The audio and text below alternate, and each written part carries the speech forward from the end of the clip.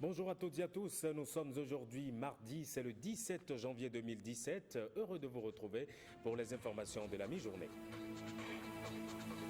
Les élus locaux et têtes couronnées du département des Collines s'imprègnent du PAG. Ils ont passé le week-end à décortiquer le document. Le reportage est à suivre dans ce journal.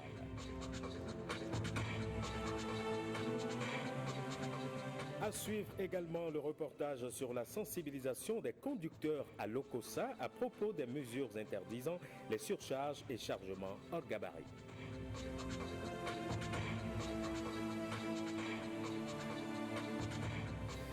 Et puis la Chambre de commerce et d'industrie du Bénin forme le personnel du Centre d'arbitrage et de médiation. L'objectif est qu'ils arrivent à rendre des sentences équitables dans la résolution des litiges économiques.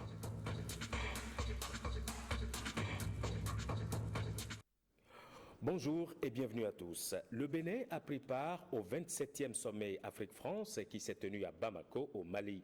C'est le ministre des Affaires étrangères et de la coopération qui a représenté le chef de l'État à cette rencontre au sommet placée sous le thème « Pour le partenariat, la paix et l'émergence ». Le ministre Aurélien Agbenonchi revient ici sur l'essentiel à retenir de la participation du Bénin. Effectivement, j'ai pris part à ce sommet de Bamako sur l'émergence et la paix. Je suis venu représenter le président Patrice Talon. Je dois dire que c'est un forum qui a une certaine pertinence, mais c'est un forum qui doit gagner en efficacité. Je crois que l'on est parti des grands messes classiques. Et les travaux qui ont eu lieu à huis clos ont permis aux chefs d'État et de gouvernement, y compris aux chefs de délégation, de s'exprimer sur des préoccupations qui sont celles de nos pays aujourd'hui, sur des sujets d'intérêt commun, et de valider une déclaration qui avait été préparée par les ministres des Affaires étrangères. Je retiens essentiellement trois idées. Et la première idée que je retiens, c'est la nécessité pour les pays de coopérer en matière de paix et de sécurité. Il y a des menaces aujourd'hui. Nous sommes dans la région du Sahel. Et vous savez très bien que sans stabilité et sans paix, on ne peut pas se développer. Pour permettre à ces pays donc de nouer avec la croissance, il faut une coopération accrue. Restructurer nos forces intérieures, mais aussi redéfinir les contours de la coopération militaire avec la France. Et ceci a fait l'objet de discussions et d'échanges. Je crois que sur ce plan, le Bénin est sur le bon chemin parce qu'il ne nous a pas échappé que nous avons entrepris de revoir l'appareil sécuritaire chez nous. Les questions économiques ont été au cœur de ce débat. Parce que lutter contre la pauvreté ne doit plus être un slogan. Lutter contre la pauvreté, c'est créer la richesse. Et c'est ce que nous, au niveau du Bénin, dans notre programme d'action de gouvernement, le Bénin révélé, nous essayons d'expliquer. Il est important que nous puissions bénéficier d'investissements longs, que nous puissions établir des partenariats gagnant-gagnant. Il ne s'agit plus aujourd'hui de tendre la main pour dire aidez-nous. Aujourd'hui, il s'agit de dire venez avec vos capitaux chez nous. Nous avons un potentiel énorme à développer, nous avons quelques ressources, mettons-les ensemble, créons la richesse et gagner, nous gagnons aussi et nous permettons à nos jeunes de travailler. Donc c'est un peu cela, ce que le sommet a permis de discuter et de recadrer, je pense. Les anciens grammes, c'en est fini aujourd'hui, c'est sur des choses concrètes que nous discutons. En marge des travaux, nous avons aussi abordé des questions assez préoccupantes. Les violences dans le Sahel, mais la crise en Gambie. Les chefs d'État, dans leur sagesse, ont écouté le rapport de la mission qui a été conduite par les deux médiateurs, le président Buhari du Nigeria et l'ancien président John Mahama du Ghana, avec la présidente en exercice de la CEDEAO, la présidente Ellen Johnson Sirleaf, et aussi le président de la Sierra Leone.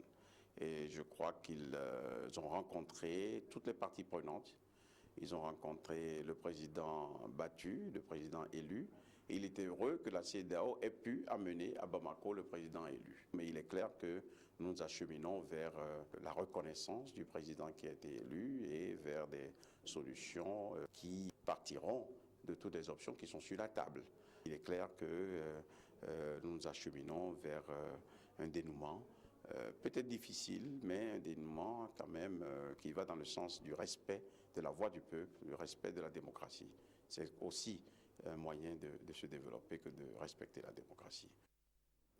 Le gouvernement résilie le contrat de délégation des activités aéronautiques nationales à la SECNA. C'est pour réorganiser les activités et surtout apporter du neuf et du moderne. Suite au remous provoqué par la décision, le ministre des Infrastructures et des Transports est monté au créneau pour expliquer. Il a animé une conférence de presse à Cotonou. Le compte-rendu est signé Brice Tibozo et Jérôme Rongbo. Le 11 janvier 2017, le gouvernement décide de la résiliation du contrat de délégation des activités aéronautiques nationales à la SECNA. Pour le ministre des Infrastructures et des Transports, le gouvernement entend rester dans la mouvance de la modernité et de la performance dans la gestion de ses services. Aujourd'hui, nous parlons du tourisme que le secteur transport doit accompagner. Et dans ce contexte, nous nous devons d'avoir des services de transport de qualité. Donc, le Bénin aujourd'hui veut gérer autrement ses activités aéronautiques nationales en résiliant ce contrat de délégation des activités aéronautiques nationales. Le Bénin est dans une mouvance de modernité, de performance dans la gestion de ses services.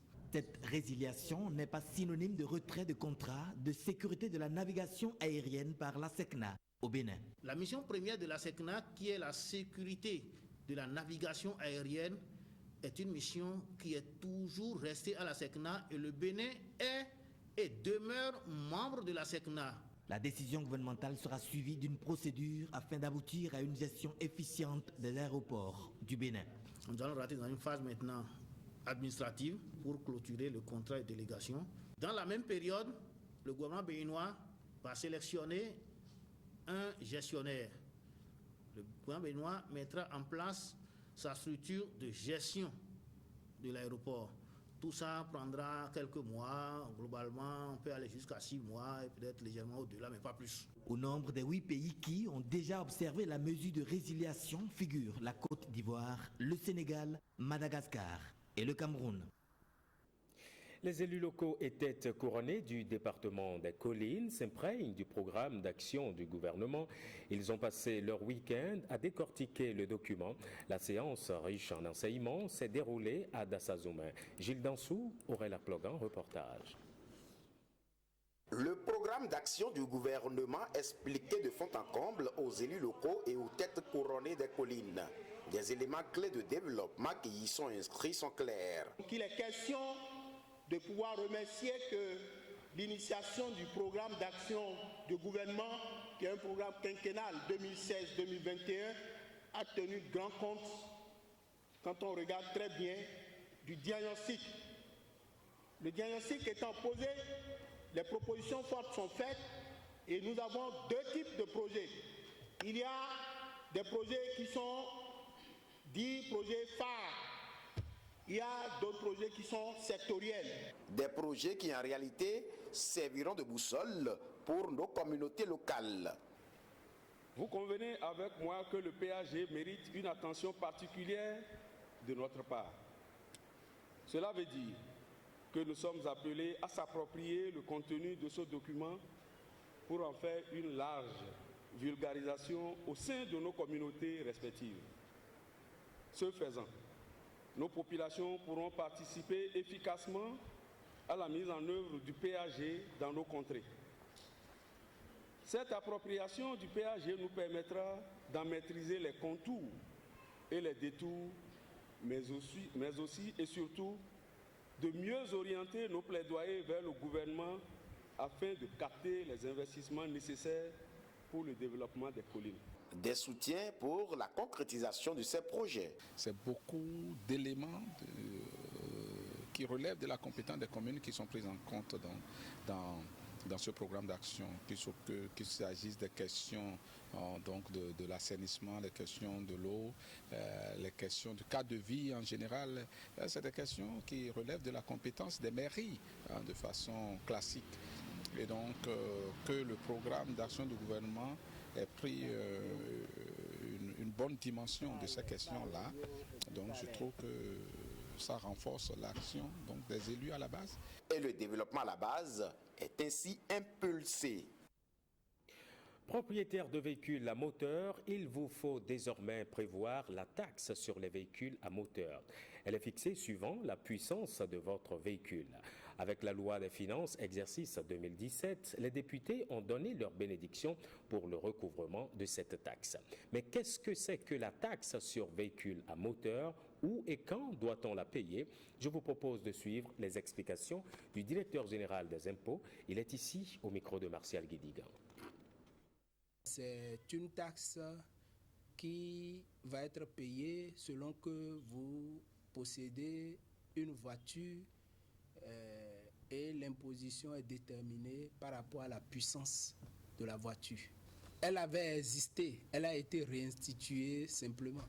Et cette taxe était instituée il y a très longtemps et payée régulièrement par ces conducteurs de taxi ou ces transporteurs. Donc, ces personnes ne sont pas concernées par la taxe sur les véhicules à moteur. À Cotonou, vous avez plusieurs endroits où payer la taxe sur les véhicules à moteur. Vous avez la possibilité de payer la taxe au guichet de la CNSR, donc le site de la visite technique à Ekpé. Vous pouvez payer, il y a un guichet qui est installé là. Vous pouvez également payer la TVM à la DGTT, qui est actuellement appelée ANAT. Au sein de la DGTT, vous avez un guichet. À la Direction générale des impôts, ici même, vous avez la possibilité de la payer. On a installé des guichets le long de notre clôture en face de FNPEJ. Vous avez également en face du champ de foire des guichets qui sont installés là, au centre des impôts des petites entreprises de Cotonou. Vous avez derrière la station Sonacop de Saint-Michel, en face de Padme. Il y a également d'autres guichets installés à Akpakpa, derrière l'église Saint-Martin. À Porte-Novo, vous avez à Konamboué, à côté de la place de l'Unité, vous avez Wemeng Bedro Mende, vous avez à Semekoji, avant le carrefour, le centre des impôts qui se trouve là. À Pobé, il y en a également, il y a un centre, et il y a les recettes auxiliaires à Diawere, à Sakete, dans tous les départements, jusqu'au nord. Les populations, jusqu'à la fin du mois de mars, pour s'acquitter spontanément de cette taxe. À partir du 1er avril prochain, il y aura une pénalité de retard de 20%. Une délégation de la Société de droit chinoise est au Bénin. Objectif, nouer une coopération avec la Cour suprême. La Société de droit chinoise regroupe des magistrats et avocats, mais également d'autres acteurs du système judiciaire chinois. Guillaume Avianou, Patrick Enyimavo. Ousmane Batoko et des conseillers de la Cour suprême accueillent une délégation de la Chinese Free Society, la Société de droit chinoise. L'institution, la plus grande organisation juridique du pays, coordonne les activités du barreau chinois depuis 1949. Cela fait une décennie que la Chinese Free Society noue des relations de coopération juridique et judiciaire avec les pays du monde entier en vue d'améliorer la gouvernance à l'échelle planétaire. C'est donc le but de cette visite au Bénin. Les missions de l'ordre, bien sûr, des avocats ou de la China Society, c'est bien sûr d'encourager la recherche, ensuite de favoriser l'établissement de l'état de droit en Chine et la coopération internationale avec ses homologues dans le monde entier. Il y a près de 300 000 individus qui sont membres de cette société-là, cette association de droit chinois. Et dans toutes les localités chinoises, il y a des associations locales et des entités de recherche dans le domaine du droit pénal, du droit commercial, du droit civil. Il y a toujours des entités correspondantes qui font partie donc de cet arsenal associatif-là. Au jour d'aujourd'hui, la Chinese Free Society entretient des relations avec près de 800 organisations de défense des droits de l'homme établies dans plus de 100 pays.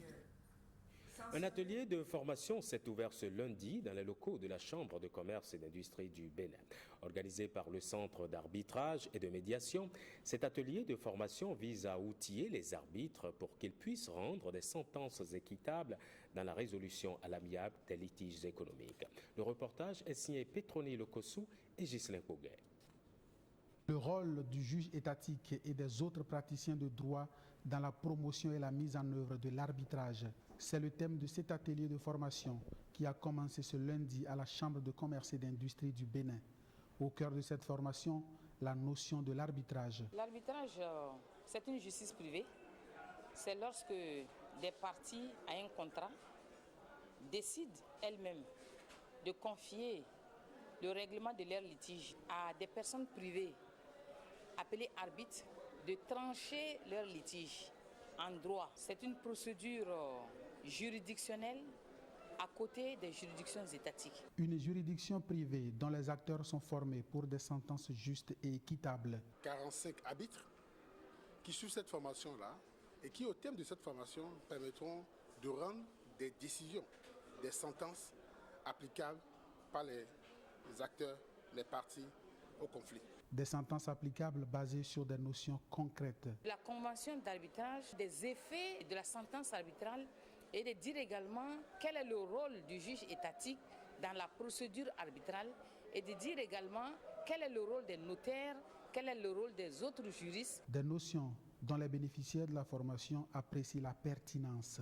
Nous apprécions fortement cette initiative du Centre d'arbitrage, de médiation et de conciliation du Bénin. Une formation soutenue par le programme d'appui au renforcement des acteurs du secteur privé, PARACEP, pour des sentences équitables et bien rendues dans le futur. Cela faisait 40 ans hier que le Bénin a subi une agression mercenaire. La troisième promotion de ceux qu'on appelait à l'époque les assujettis l'a également vécu. Pour marquer le 40e anniversaire de cette attaque des mercenaires, les assujettis se sont retrouvés autour d'un repas. Ce fut de beaux moments de retrouvailles. Reportage Monique Thoron, Marie-Louise Perrin. Du 16 janvier au 17 janvier, pour ceux qui étaient sur l'axe Djegbadi, je ne sais pas s'il y en a ici. J'étais là. Sur l'axe Djegbadi. La cocoterie. La cocoterie. Allez, ce chaud d'Aton est là. Voilà. J'étais là-bas, moi. Vous étiez avec nous, monsieur le ministre. Bon. Le mot de passe ce jour-là, je disais chien et il devait répondre mouton. Je vois l'ombre de quelqu'un là et je dis chien. Il ne répond pas. Je dis chien. Il ne répond pas. Et j'arme le match 36. Crac, crac. Et il dit, Batoko c'est moi. Batoko c'est moi. Alors, comme j'ai rappelé à cette heure-là, que c'est moi qui devais être de faction, et je dis, c'est toi qui. Et c'est là qui me rappelle, mouton, mouton, mouton. Souvenir, souvenir. Aujourd'hui, nous en rions, mais il y a 40 ans, c'était des sueurs froides. Soldat de 10e classe Pierre Rocha, membre de la 3e promotion, matricule 7212, promotion au tir de la promotion. Aujourd'hui, la plupart d'entre nous sont des sexagénaires, des septuagénaires, et c'est avec une certaine philosophie que nous regardons le rétroviseur de notre histoire nationale. Des perspectives ne manquent pas pour maintenir ce creuset. Nous allons essayer de tout faire pour que, au moins, l'histoire du 16 janvier soit évoquée du point de vue des historiens. Bien entendu, nous aussi, nous raconterons notre 16 janvier, comment nous l'avons vécu, ce que nous avons connu comme événement, tout ça là. Nous allons tout faire pour le raconter et dire nos souvenirs. Pour cette troisième promotion des assujettis baptisée Promotion Victoire, l'agression de janvier 77, plus qu'une aventure, est une fierté.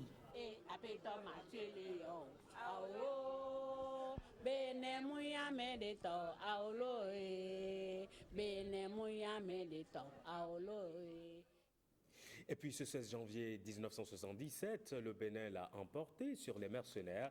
Le putsch contre le régime du général Mathieu Kérékou n'a pas abouti. Bob Denard et sa troupe ont été mis en déroute. Retour sur une date inoubliable, c'est avec Koudous Abdoulaye et Blaise Adankpo. 16 janvier 1977, un aéronef viole l'espace aérien du Bénin et atterrit à l'aéroport de Cotonou. À son bord, un groupe de mercenaires avec une mission bien claire. Intention du commandant Force Oméga. Concentrer tous ses moyens sur la capitale Cotonou. Mission. Éliminer le régime actuel. Mettre en place l'équipe nouvelle, issue du Front de libération et de réhabilitation du Dahomey. les putschistes s'emparent des points stratégiques de la capitale économique du Bénin et évoluent vers la marina pour l'assaut final. Mais c'est sans compter avec la bravoure de l'armée béninoise, épaulée par les soldats de l'armée nord-coréenne en mission au Bénin. Donc nous avons été attaqués au petit matin par un avion venu à l'époque dont on ne sait d'où, avec une horde de mercenaires qui ont trouvé le mot qu'il faut. Mais ils se sont trompés, ils avaient affaire à des révolutionnaires qui ont fait travailler leur intelligence. Nous avions décidé de faire travailler notre ancienne maison de la radiodiffusion. Et quand la voix du président Kékou a tourné, oser lutter, oser vaincre l'impérialisme, eh bien ça a été la débandade générale. Il nous passe d'où est partie la voix, et ça a été la catastrophe qui nous a en réalité fait gagner. Nos unités de combat sont à pied d'œuvre et défendent avec un acharnement révolutionnaire les points stratégiques de notre ville agressée. Le Bénin du général Mathieu Kérékou triomphe. Bob Dena et sa troupe, mise en déroute, abandonnent armes et munitions, mais aussi un des leurs. Lorsque l'avion est parti, je suis allé me camoufler dans un buisson et j'avais sur moi mon fusil et des chargeurs. Et c'est là que je suis allé. Lorsque les hommes sont arrivés, j'ai levé tranquillement les bras et je me suis constitué prisonnier. Putsch manqué de 1977 qui a coûté la vie à 7 soldats béninois, immortalisés à la place du souvenir. Et les martyrs sont morts, les armes à la main. Lui est plutôt tombé la plume à la main. Proches, parents et amis du journaliste Tobias Nyansounou lui ont rendu un dernier hommage. C'était samedi dernier à la Maison internationale de la culture de Porto Novo. Guillaume Avienou, Patrick Kenyimavo pour le reportage. Plusieurs personnalités du monde de la politique, mais surtout de la presse au Bénin, à la cérémonie d'hommage à Tobias Rufino Nyansounou. Journaliste parlementaire ayant travaillé pour plusieurs quotidiens du pays, Tobias Nyansounou est connu pour ses prises de position parfois incompréhensibles. Des prises de position qui ne l'empêchent pas de faire des concessions quand il le faut, puisque Tobias reste avant tout taquin. Après sa démission en tant que chef du bureau régional Ouémé Plateau du quotidien Le Matinal en 2016, l'homme crée l'Uroko, un quotidien généraliste. Ce samedi, parents, amis et proches lui font leurs adieux avant son inhumation au cimetière de Diagandaho dans le 2e arrondissement de Porto Novo. Tobias Rufino Nyansounou a tiré sa révérence le 3 janvier dernier des suites d'un AVC, laissant derrière lui 2 enfants. Il a fermé 40 ans le 3 décembre dernier. Plus de surcharge et de chargement hors gabarit au Bénin, le communiqué du ministre de l'Intérieur en date du 27 décembre 2016 le rappelle et instruit d'ailleurs les forces de sécurité publique pour veiller au strict respect de la réglementation en vigueur. C'est dans cette optique que des chauffeurs syndicalistes ont été surpris par l'équipe de l'antenne régionale du Monokoufo en pleine campagne de sensibilisation. Henri Fachinan, Évariste Zomarou, reportage. Arrêt de voiture, échange avec le chauffeur, descente des passagers en surplus sont les actes forts de la sensibilisation. Un passager descendu cherche à comprendre. Donc comme vous m'avez fait descendre, je n'ai pas compris, je vais vous demander... Vous êtes à l'aise dedans? Non, je ne suis pas vraiment. Tu n'es pas à l'aise? Vraiment. Voilà, c'est pourquoi le gouvernement a fait sortir un arrêté depuis le 28 décembre pour dire de ne plus continuer à faire le surcharge. Il s'agit pour les chauffeurs syndicalistes de conscientiser leurs pairs à se conformer à la réglementation en vigueur en matière de chargement des personnes et des biens. Nous avons reçu un arrêté municipal le 28 décembre passé pour interdire tout ce qui est surchargé, chargement hors gabarit. Avant d'y arriver ici, nous avons contacté même le commissaire central de la ville qui nous a conseillé de ne pas verbaliser avec le commandant. Franchement, ils ont fait ça avec le commandant. Puis ils ont dit de continuer la sensibilisation jusqu'à nouvel ordre. Donc on est en train d'arrêter les véhicules qui ont fait des chargements des gens. Plus normalement, il y a des véhicules 5 places et ils ont mis, il y a des chauffeurs qui mettent souvent 4 derrière, 2 devant. Alors ça fait 7 places. Alors ils ont reçu une assurance de 5 places et non 6-7 places.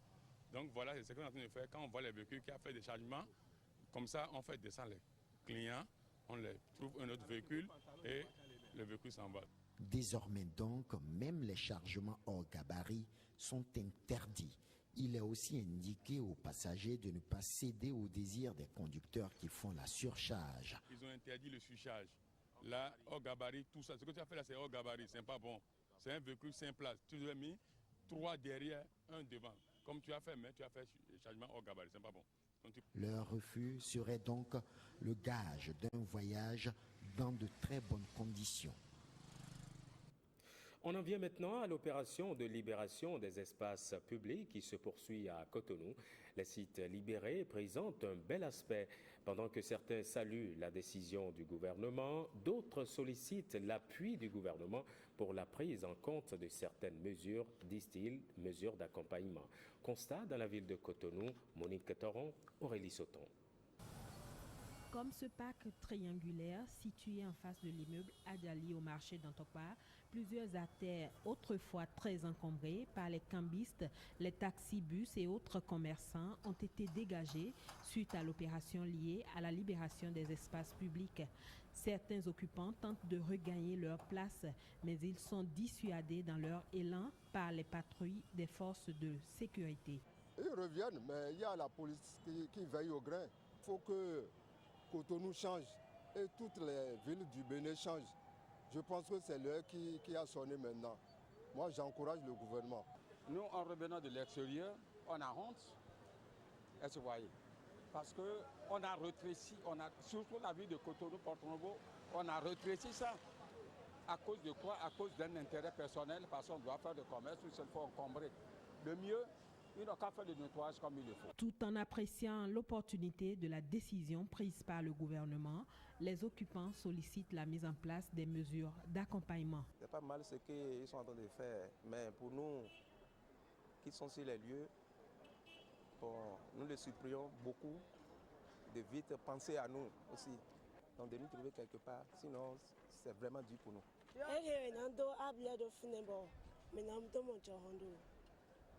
faut que le gouvernement pense à ce niveau-là aussi, s'il faut réhabiliter ça. En attendant la mise en route d'éventuelles mesures d'accompagnement, Cotonou présente l'image d'une ville qui retrouve ses marques. Direction la Pendjari pour terminer. La réserve de faune bénéficie de l'aménagement de 70 km de pistes et de la construction des postes de vision des animaux. C'est un ensemble qui renforce la surveillance et la quiétude des animaux sauvages. On fait le point avec William Choki. Les corps de buffons, les hippodromes, ces animaux craintifs au temps fort du braconnage. Aujourd'hui, on les voit un peu partout, calmes et spectateurs des va-et-vient des touristes. Pour les spécialistes, ce comportement de ces animaux sauvages constitue un indice d'une meilleure protection de la réserve de faune de la Pendjari. Aujourd'hui, quand vous êtes en contact avec notre faune, on sent qu'il y a la quiétude qui est revenue. L'autre élément caractéristique de la bonne santé du parc, la distance de fuite des animaux en nette réduction. Le projet d'appui à la gestion du parc a aussi érigé des infrastructures à l'intérieur de la réserve, 4 plateformes de vision des animaux, encore appelées les miradors. Celui de la mare Bali, celui de la mare Tiabiga, la mare Sacrée et puis la mare Nyangwali. La réhabilitation de 70 km, donc des pistes, qui va de l'entrée Porga jusqu'à la bretelle 24. 70 km de pistes aménagées pour faciliter la circulation aux touristes et améliorer la surveillance aux éco-gardes. La représentante résidente de la Banque mondiale a vu les réalisations, elle apprécie. Nous sommes ici dans un beau mirador qui a été soit construit ou réhabilité par le projet. La réserve de biosphère de la Pendjari retrouve toute sa notoriété et ceci grâce au projet PAGAP appuyé par la Banque mondiale. Plus au nord-est se trouve le Parc W, une réserve transfrontalière dont la partie béninoise sombre dans l'abandon. Mais ses responsables veillent au grain, ils étaient de l'expédition de la Pendjari, ils ont aussi plaidé pour le même appui, mais seule la requête de l'État peut sauver la réserve. Et voilà qui referme cette édition. Merci à toutes et à tous de l'avoir suivi. N'oubliez pas, cette édition est à retrouver sur notre site, le www.ortb.bj. Bon appétit si vous êtes à table et à très vite.